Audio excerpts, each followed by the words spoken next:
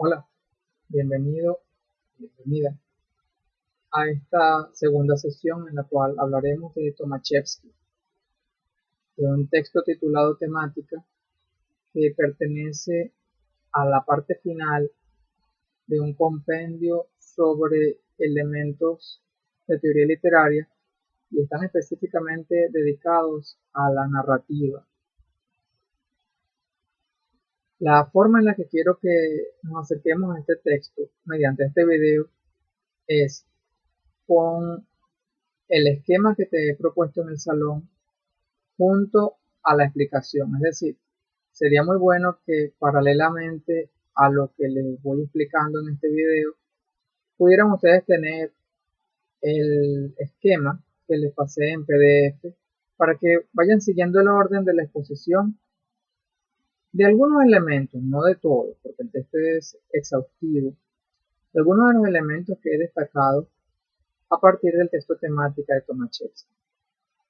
Para la lectura de este texto, lo primero que les quiero decir es que, además del texto de Todorov, en el que hay una especie de antología de los formalistas rusos, encontré una traducción que cuenta como un prólogo de Lázaro Carreter, del mismo texto de Tomaszewski, y es lo que les presento, es decir, no tengo el libro completo, solo tengo el apartado referente a temática, que es de lo que vamos a hablar.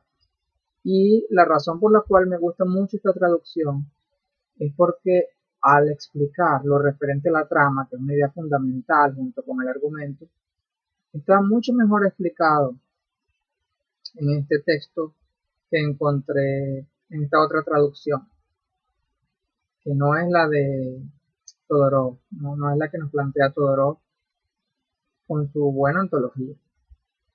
Bien, entonces por favor tengan a mano el esquema que les preparé, un esquema sencillo que nos va a permitir orientarnos, porque uno de los peligros de este texto es que cada rato nos preguntemos, ¿y esta categoría a qué pertenece?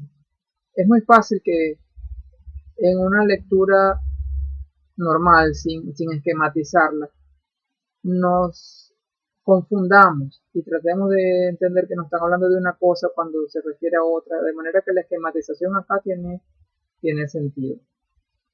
Entonces, por favor, leamos el texto a través del video y el esquema al lado, para que no perdamos la secuencia. Bien, la primera categoría de la que nos habla Tomaszewski tiene que ver precisamente con la temática. La temática es esa gran unidad de, digamos, de sentido mayor, el gran tema del que habla el texto, el tema dominante, dentro del cual están involucrados todos los procedimientos, todos los otros temas que hacen posible que esa obra conserve su unidad. Hay un tema dominante, pero además cada parte de la obra tiene sus pequeños temas, tiene sus pequeños elementos que hacen que la obra vaya adquiriendo forma, se vaya desarrollando. Estos pequeños temas son los motivos. Y el tema dominante, digamos, el tema dominante de la obra es lo que se llama propiamente el tema. Pero el mismo autor nos hace ver que hay temas macro dominantes y hay temas pequeños o motivos. Una de las primeras categorizaciones que me interesa dentro del texto es la del lector, lo que es propiamente el lector, y lo que llama Tomaszewski el lector neutro. El lector es aquel capaz de interesarse no solo por aquello de lo que habla el texto, sino de su composición, que lleva a un estadio más profundo, a un nivel mayor, la comprensión del texto, incluso por sus aspectos técnicos, es decir, de cómo está elaborado, cómo se articula lo que nos dicen allí, tratar de ver el entramado artístico, el cómo se compuso. Mientras que el lector neutro no tiene mayor interés en estos aspectos. Está más o menos interesado en el tema y quizás se quiere divertir un poco con una narración literaria hasta ahí. No le interesa profundizar en otros aspectos críticos, digamos.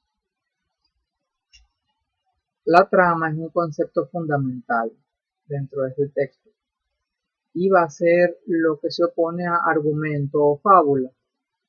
La trama tiene que ver con la organización, con la distribución y disposición de los elementos narrativos, de lo que pasa, específicamente el cómo construyo la fábula o el argumento. El argumento es lo que pasa, la manera en la que se dispone, con todos los artificios que yo le pueda aplicar al disponer, estructurar, cambiar el orden temporal, etc. Todos estos recursos son lo que constituyen la trama. Y lo que ocurre, la fábula o el argumento. Esto ustedes lo deben leer con detenimiento, pero básicamente ese es el planteamiento. Bueno, del tema ya hemos hablado un poco, ya ustedes saben que hay temas macro, temas micro, y básicamente hay un tema dominante y pequeños temas o motivos. Los motivos, esto es un poco redundante, pero bueno, funciona de esta manera. Los motivos son como pequeños temas, unidades temáticas que constituyen al combinarse la temática dominante de la obra. Los motivos se pueden caracterizar de diversas formas según la perspectiva que adoptemos. Por ejemplo, si nos interesa ver en función de cómo alteran el relato, los motivos pueden ser asociados o libres. Algunos, en la otra traducción que les dije, se llaman ligados. Y tienen que ver con cómo varios motivos se entrelazan para hacer que el argumento avance, para que la historia siga caminando, nos hacen ver elementos nuevos, situaciones nuevas, etcétera, crean nudos. Y los motivos libres son aquellos motivos que son un poco prescindibles. De los asociados, no podemos decir que lo podemos extraer y no pasa nada. Si sacamos un elemento, un motivo asociado, creamos un hueco, un espacio, estamos robando una parte de la acción importante. Los asociados o ligados no pueden ser extraídos porque afectan seriamente el argumento, lo que pasa. Contienen información que no es imprescindible,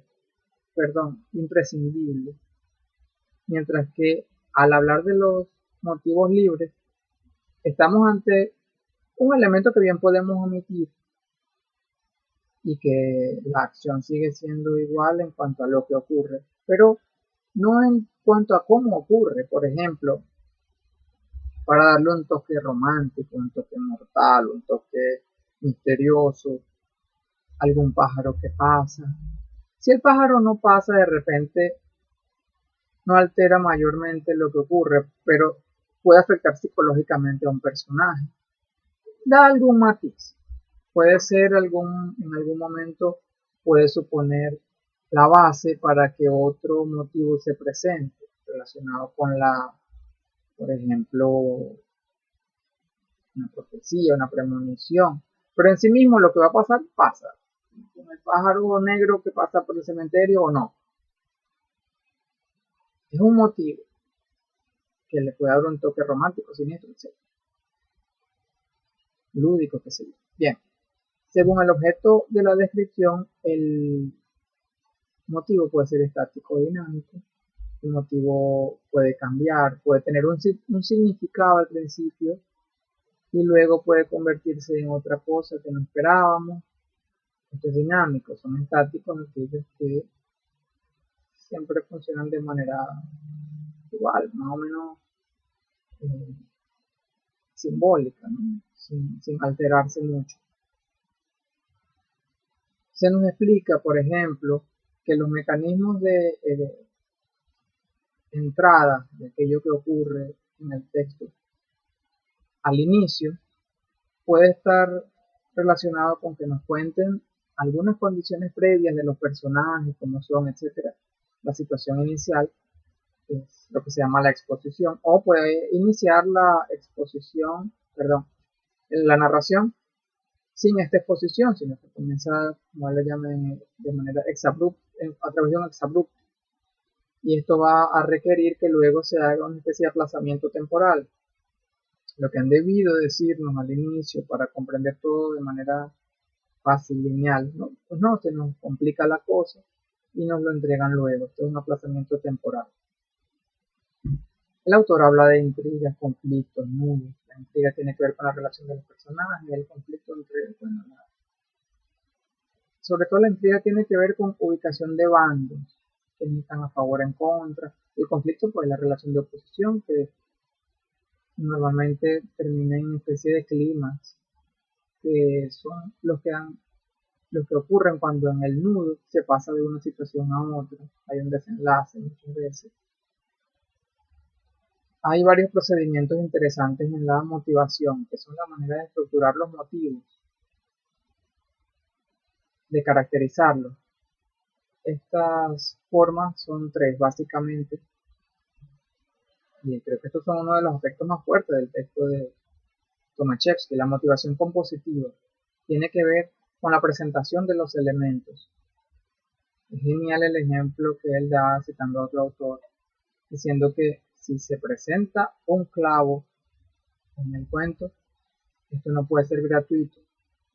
Al final el personaje tiene que quedar colgado de ese clavo, o por lo menos colgar a alguien. No puede ser gratuito, se presenta un elemento porque va a tener repercusiones importantes. Es la composición del relato. Mostrar los elementos que son pertinentes. Luego se nos habla de una motivación realista y tiene que ver con la apelación a la verosimilitud de aquello que se cuenta. Ciertamente muchas veces también hay apelación a la verdad. Por ejemplo, el manuscrito me lo dejó un amigo, y lo interesante es que en el caso de Gogol, si no me equivoco, Pushkin, no recuerdo cuál de los autores, habla de que un amigo le dio un manuscrito sabiendo que él estaba haciendo una investigación sobre uno de sus familiares y de hecho estaba haciendo la investigación, pero lo del manuscrito es mentira. De manera que hay como una búsqueda de que lo que yo estoy contando es cierto. Esto es verosímil, realmente es verosímil, no es verdad. Yo quiero que crean que es verdad, pero a través de la verosimilitud.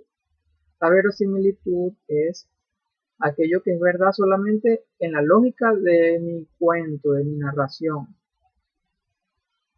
La verdad fuera de la narración, la verdad 1 más 1 son 2, la verdad en toda lógica. Eso es menos interesante que lo verosímil. Interesa al narrador lo verosímil. Incluso cuando se habla de la literatura fantástica tiene que haber una apelación a la verosimilitud, aunque sepamos que desde el punto de vista de la verdad a secas, todo eso sea mentira, todo eso es ficción, tiene que haber apelación a la verosimilitud para que se conserve la lógica narrativa, ¿no?, interna de ese texto. Bien. También tenemos la motivación estética, que tiene que ver con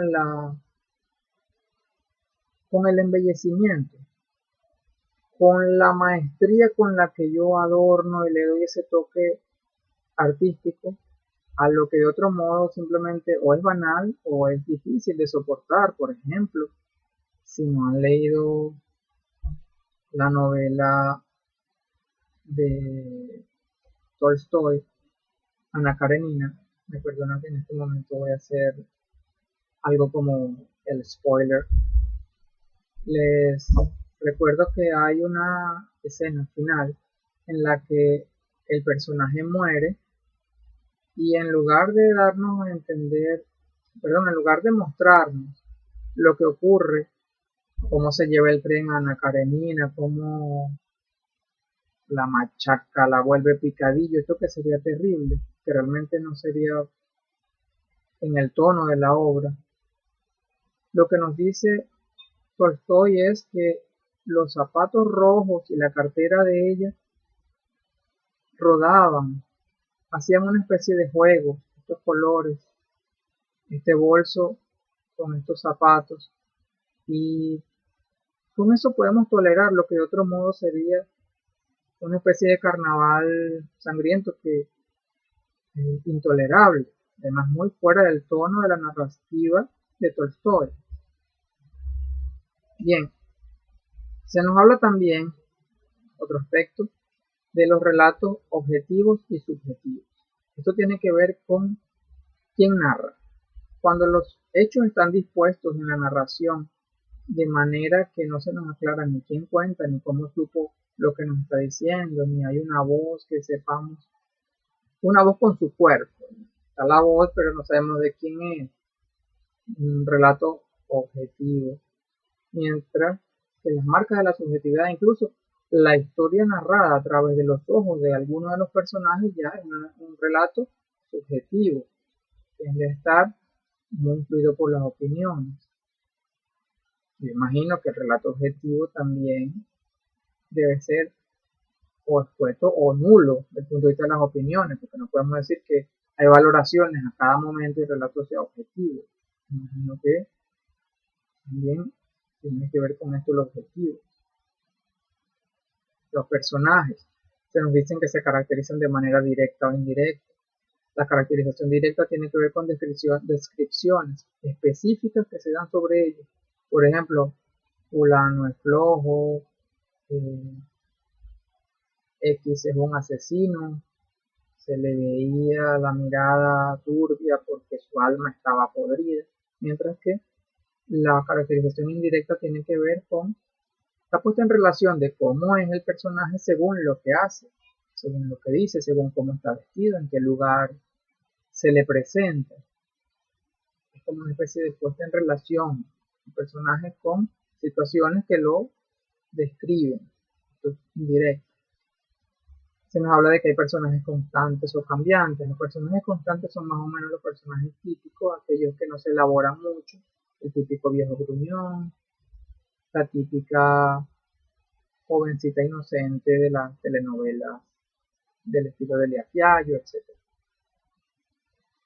Se nos habla de que algunos procesos de caracterización de los personajes son, por ejemplo, el nombre que se le coloca, la máscara que se le coloca, que tiene que ver con cómo se nos presenta por su vestuario, etcétera, cómo se caracteriza según ciertas marcas. Y el texto termina con unas reflexiones interesantes sobre los géneros literarios. Y esta reflexión es muy buena porque tiene que ver con aspectos de la evolución literaria, una idea tan importante para los formalistas rusos que vale la pena que la tengamos en cuenta. Entonces, muchachos, lean esto pensando no solo en el cuestionario, sino en la manera en la que ustedes pueden aplicar a sus proyectos de investigación todas estas ideas que están escritas en este texto, que van a retomar otros autores.